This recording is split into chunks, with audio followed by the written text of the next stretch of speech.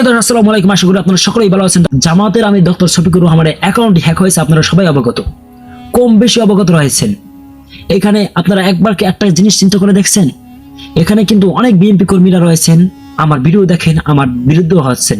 ভাই, বিরুদ্ধ হয়ে কোনো লাভ নেই, কারণ আমার পিছিয়ে লেগে আপনাদের কোনো লাভ নেই।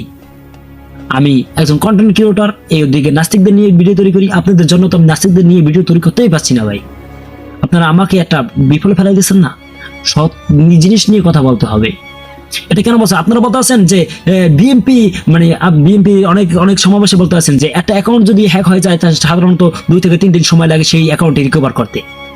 পাগল চোদা পাইছেন মানুষ? সেটা কখনোই না। যদি ওই অ্যাকাউন্টের টিমের কাছে যদি গুগল 2 ফ্যাক্টর অ্যাথেন্টিকেশন কোড থাকে এবং গুগল অ্যাথেন্টিকেশন কোড থাকে, তাহলে অবশ্যই সেটা খুব দ্রুতই ওটা সমাধান করা যায়, রিকভার করা যায়। সেটা আপনাদের জানা নেই। আপনারা জানবেন কিভাবে? আপনারা তো একটা দলের প্রতি অন্ধ।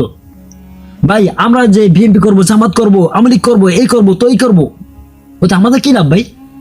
ওটা আমাদের কোনো লাভ নেই ভাই। আমরা বিএনপি করবো কেন? আমরা জামাত করবো কেন? আমরা আওয়ামী লীগ করবো কেন? এসব করার কেন আমার দরকার? কি কারণে দরকার আমাদের?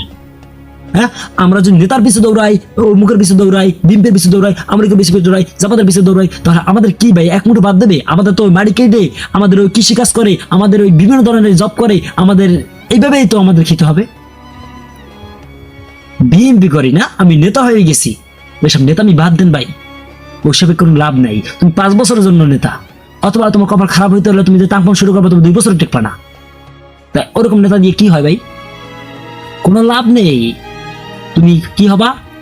তোমার দ্বারা আমি খারাপ হব অথবা শত্রু হব। আমি তো খারাপ না ভাই, আমি তো কথা বলছি, আমি তো তোমার কাছে শত্রু।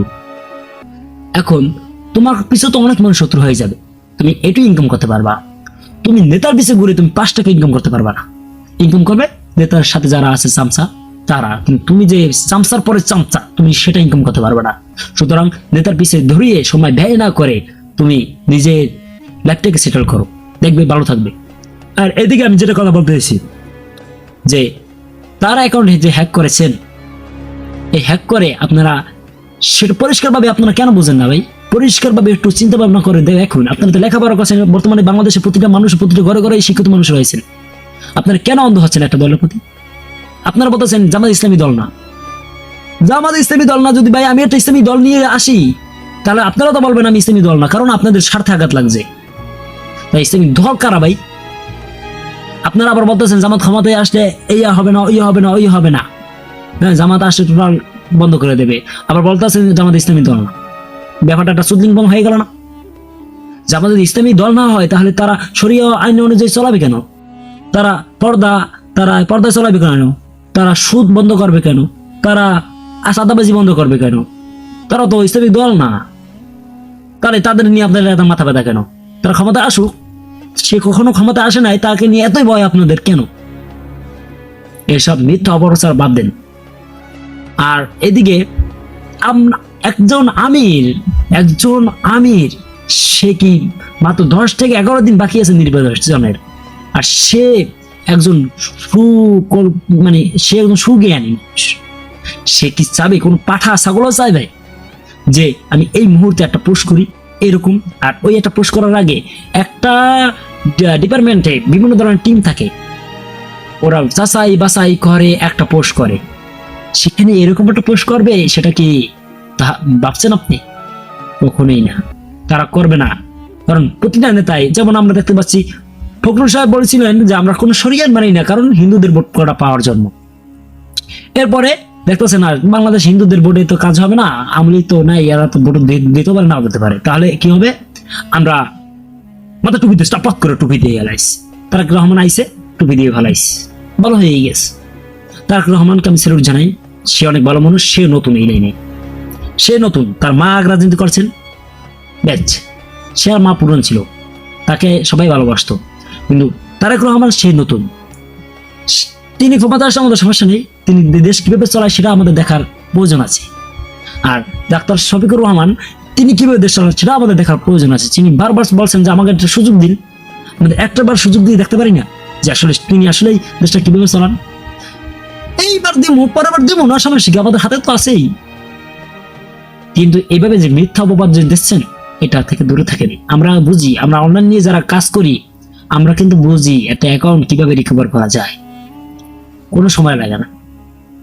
ঠিক আছে, যদি টু ফ্যাক্টর অ্যাথেন্টিকেশন এবং গুগল অ্যাথেন্টিকেশনের কোডগুলো আমার কাছে থাকে, সেইগুলো থেকে খুব দ্রুতই সম্ভব রিকভার করা। মানুষকে ওই আগে যুগে বুঝাইছেন যে অমুক তমুক, আপনাদের মানে প্রোগ্রামে যাইলে তো আপনারা রাখছেন এই দলের ওই দলের, আমি থাকতে আমেরিকার দোষ বলছেন, এখন জামাতের দোষ বলতেছেন। এসবের মানে কি? আপনারা ভালো, আপনারা আসলে দেশে ভালো করবেন। শুনি না মানুষের কাছ থেকে, শুনি না আপনারা কি করছেন, আপনাদের নিউজগুলো ঘাটলে আপনাদের আমলে দেখি না, আপনাদের নামে তো বিভিন্ন ধরনের মামলার আছে। তাহলে আপনারা ভালো হলেন কোথা থেকে? আপনারা যখন ইসলামিক দলেই মানেন না, তাহলে আপনারা কেমন মুসলিম? হ্যাঁ, ইসলামে তো হিন্দু মুসলিম বৌদ্ধ খ্রিস্টান সবাইকেই তো সমান অধিকার দেওয়া হবে। ইসলামে আছে, কোরআনেই আছে।